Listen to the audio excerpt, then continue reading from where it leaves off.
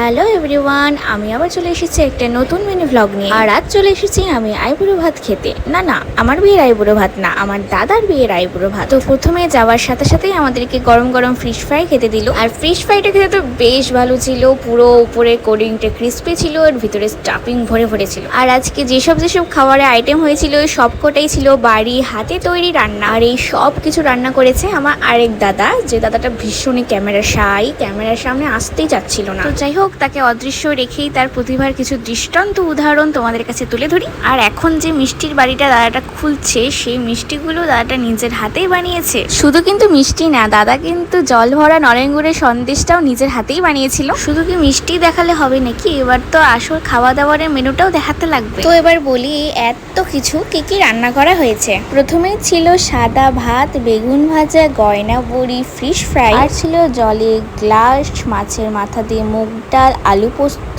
পোলাও, চিতল কালিয়া, চিংড়ি মাছের মালাইকারি, এটা ছিল চিকেন পাতুরি, তারপরে ছিল একটা বড় কাতল মাছের মাথা, মাটন কষা আর চাটনি, সন্দেশ, মিষ্টি। এই এত কিছু ছিল আজকে আইবুড়ো ভাতের মেনু। তো দাদা বসে পড়েছে আইবুড়ো ভাত খাওয়ার জন্য। জানি না এতগুলো আইটেম কিভাবে ও শেষ করবে। আর বসেই আমাকে বললো কয়েকটা ওর সুন্দর সুন্দর ছবি আর ভিডিও করে দিতে, তো সেটাই আমি করছি। ওকে, তো ও ওর খাবারগুলো শেষ করুক আর আমিও আমার মিনি ব্লগটা এখানেই শেষ করি। দেখা হবে আবার একটা নেক্সট মিনি ব্লগে। ততক্ষণের জন্য সবাইকে টাটা।